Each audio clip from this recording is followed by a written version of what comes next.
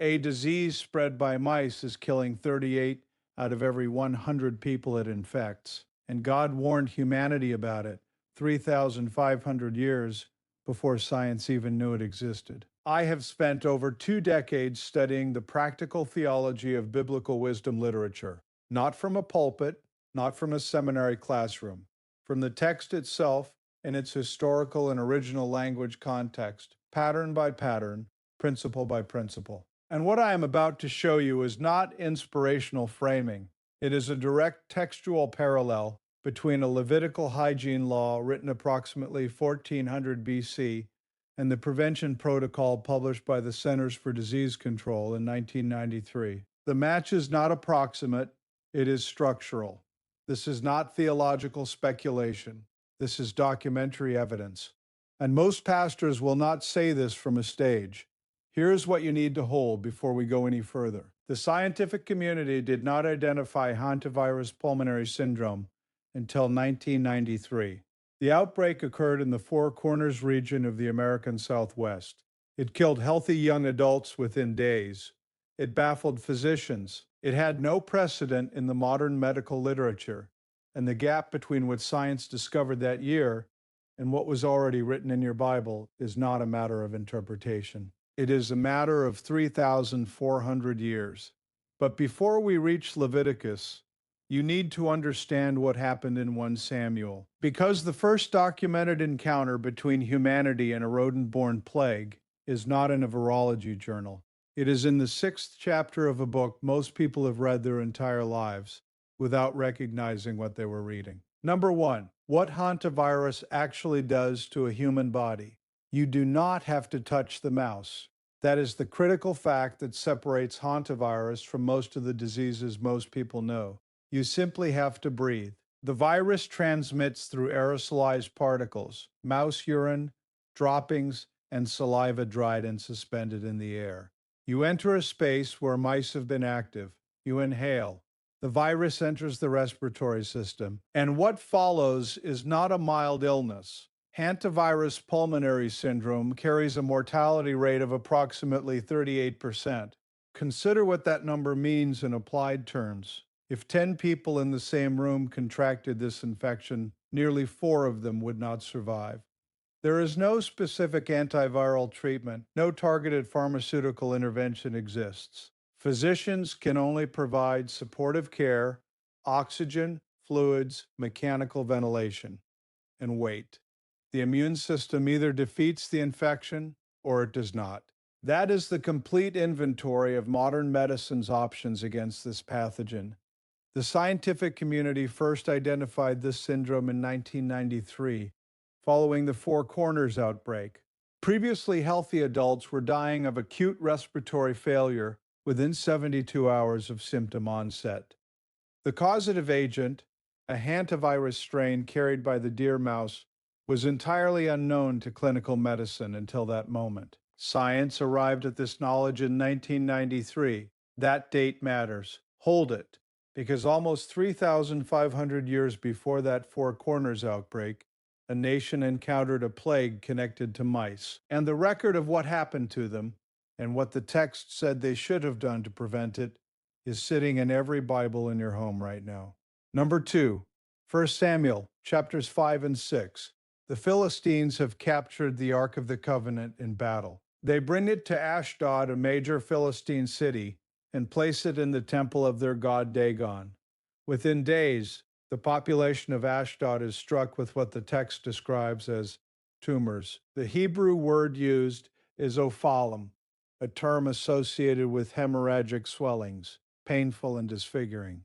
And, simultaneously, the text reports a plague of mice moving through the region. The ark is moved from Ashdod to Gath. The plague follows. Gath is struck. The ark is moved again to Ekron.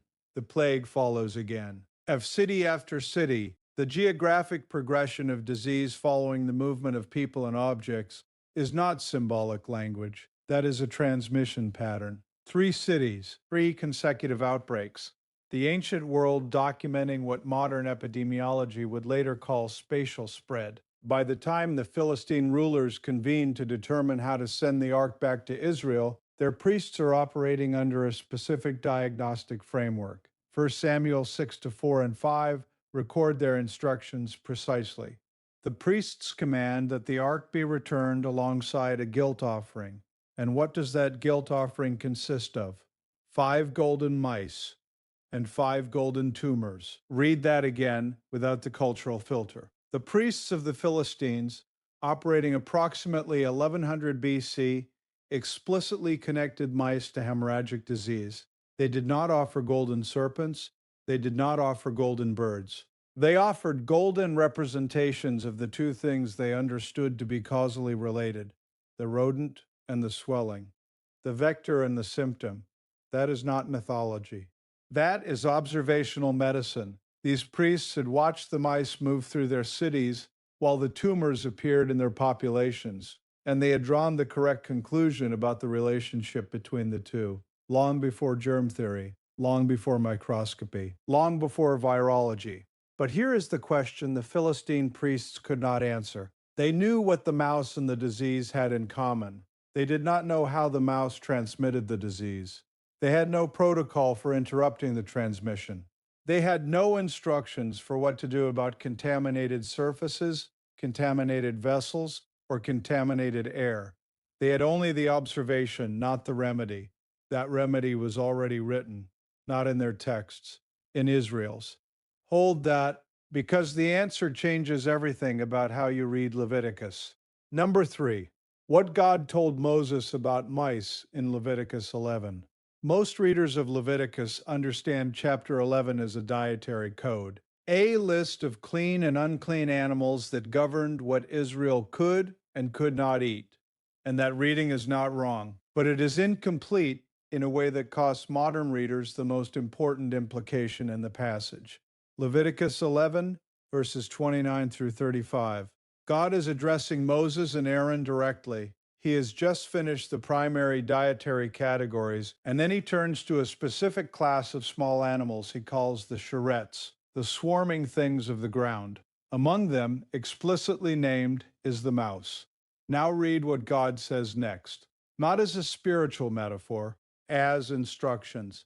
These also shall be unclean unto you among the creeping things that creep upon the earth, the weasel and the mouse and the tortoise after his kind. And upon whatsoever any of them, when they are dead, doth fall, it shall be unclean.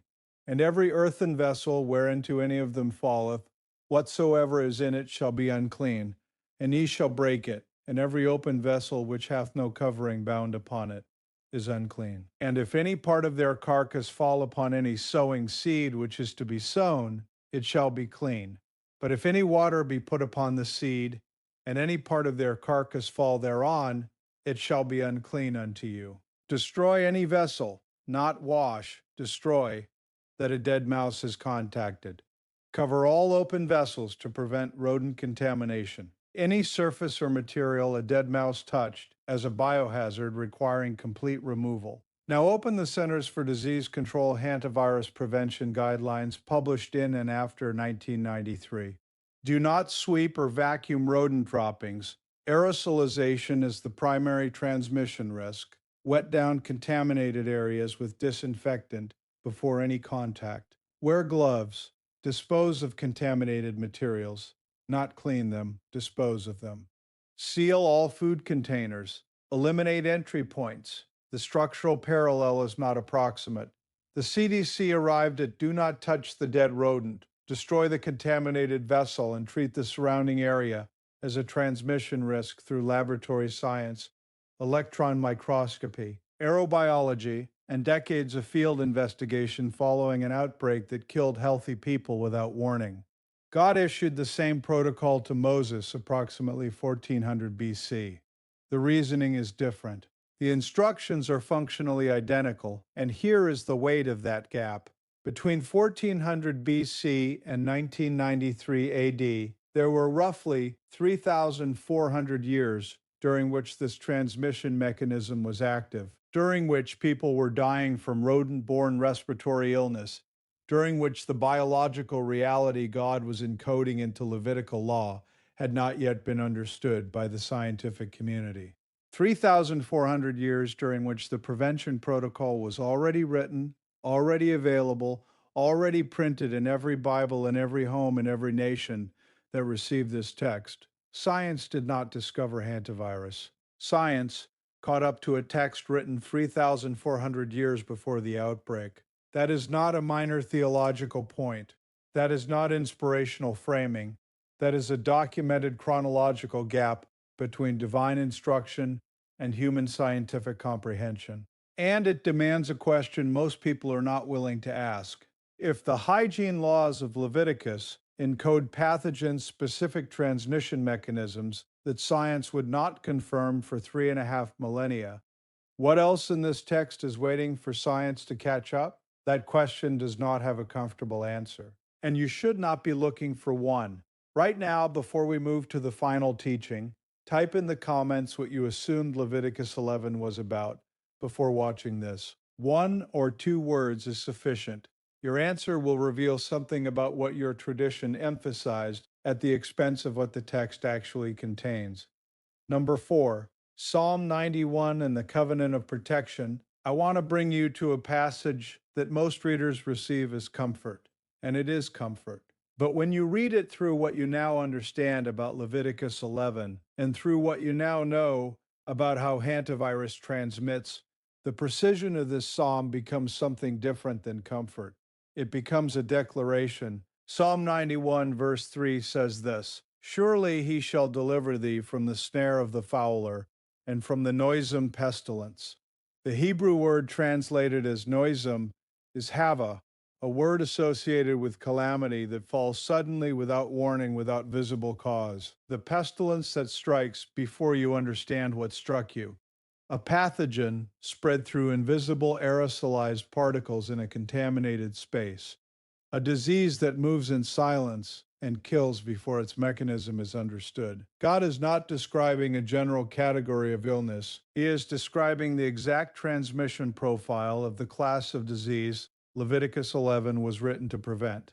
Psalm 91, verse 6 says this: Nor for the pestilence that walketh in darkness. Not the pestilence that announces itself. Not the pestilence with visible symptoms in the carrier. The pestilence that moves through a space undetected, invisible, carried on particles the human eye cannot see, operating in the air of a darkened barn or a closed cabin or a sealed crawl space where mice have nested for a season. That is not poetic language in 1993. That is a clinical description of aerosol transmission in a low light, low ventilation environment, the exact environment where hantavirus exposure events most commonly occur. This is the pattern that runs through the entire biblical treatment of pestilence, from the Philistine outbreak in 1 Samuel to the hygiene laws of Leviticus, to the covenant promise of Psalm 91. God warns before the judgment. He provides the protocol before the plague, and the covenant promise of protection is inseparable from the covenant obligation of obedience. Obedience to Leviticus 11 is not a religious ritual about dietary preferences.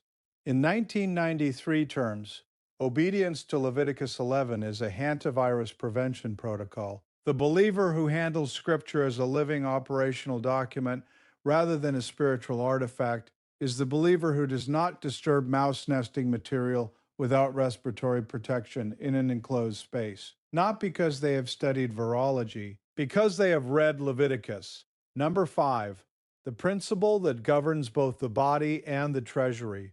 I want to connect this to something that operates by the same mechanism in the financial life of a believer. And I want to be precise about why this connection is not a rhetorical stretch.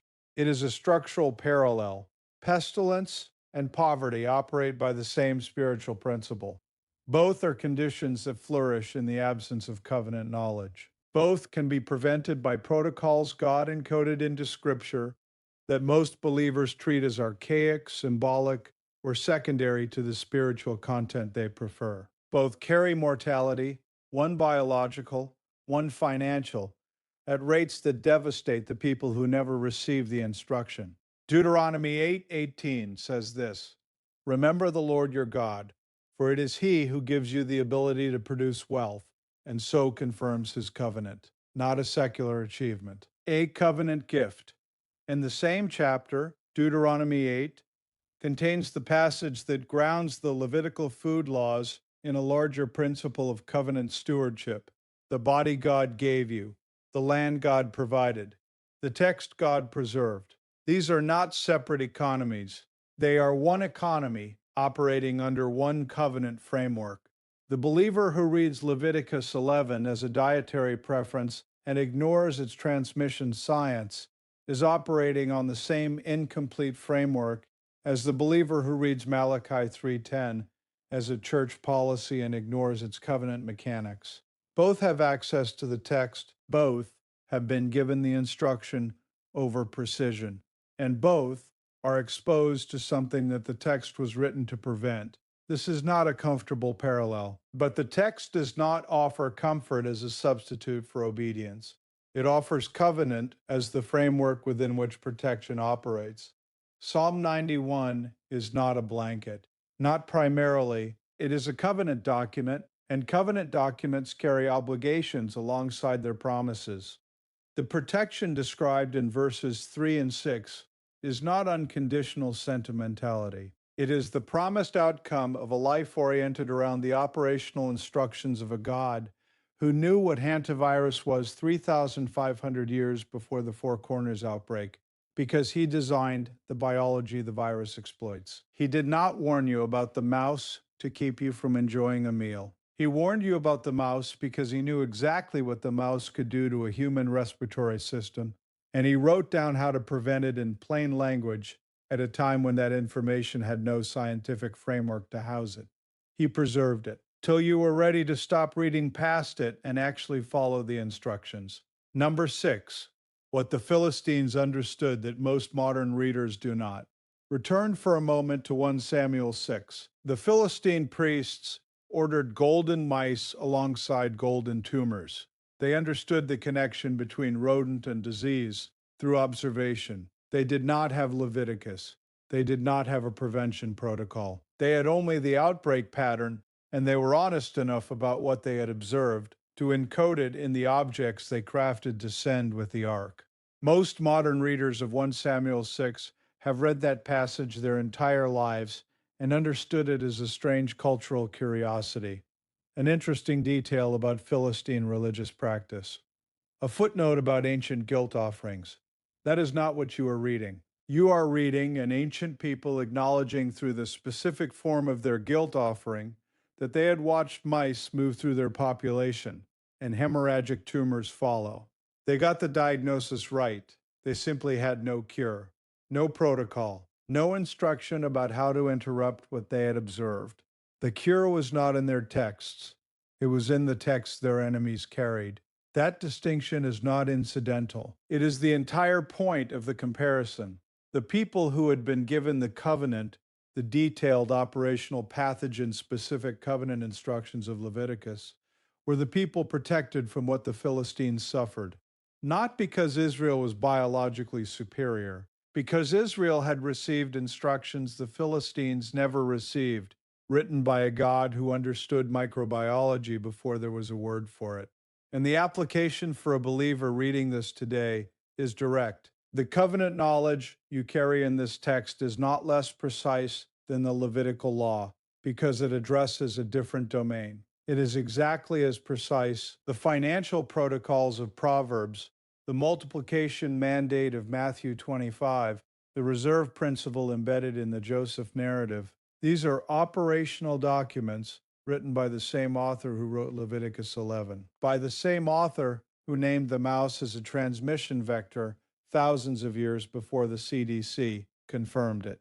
If he was right about the mouse, he is right about the money. If the hygiene law encoded pathogen science that took humanity 3 millennia to confirm, the wealth law encodes economic science that most believers have not yet applied. The text does not become less accurate because you have not yet experienced the consequences of ignoring it. The Philistines experienced the consequences of not having the instruction. You have no such excuse. The instruction is in your possession. Number 7, the gap between knowledge and obedience. Here is the question that should close this teaching. Not rhetorical. Diagnostic, the people of Israel had Leviticus 11. They had the specific instruction about mice. They had the hygiene protocol that science would not arrive at for more than 3,000 years. The question is not whether they had the knowledge. The question is whether they applied it. The same question applies to you. You have the text. You have now seen the parallel. You have watched the Centers for Disease Control guidelines map onto Levitical law with a precision that is not accidental and cannot be explained by coincidence. The gap between 1400 BC and 1993 is not a gap in divine knowledge. It was a gap in human obedience. And that gap between what God has written and what his people have applied is not limited to hygiene. It is the defining gap of Christian financial life in this generation. The text says the first fruits tithe is a covenant transaction. Most believers treat it as a suggestion. The text says the buried talent is disobedience. Most believers treat their uninvested capital as caution. The text says margin is a prerequisite, not a reward. Most believers build lifestyle before reserve. The Philistines had no access to the cure. You have had access to it your entire life. The question that surfaces sometime in the next week, in the quiet after this teaching settles, is the same question the Philistine priests implicitly acknowledged when they sent golden mice back with the ark. They understood what they were dealing with. The question was what to do with that understanding. You now know what you are dealing with. The text says it plainly. Psalm 91 to 3 and 6. He shall deliver thee from the noisome pestilence, the pestilence that walketh in darkness. That is the covenant promise. It is not unconditional sentiment. It is the outcome of a life governed by the operational intelligence of a God who encoded hantavirus prevention into Levitical law 3,500 years before science had a name for the pathogen. A God who watched the Philistines suffer what his own people were protected from. A God who has preserved this text, every specific instruction, every named animal, every contaminated vessel law, through every editorial council and every political restructuring, in every tradition that tried to reduce it to symbol alone. He did not hide this from you. He preserved it for you until you were ready to stop reading past it. Science found hantavirus in 1993. God found it first. The next teaching in this series examines a passage in Ezekiel 4 that describes what may be the earliest documented account of a foodborne pathogen protocol and what God told the prophet to do when the standard was violated. That teaching is coming.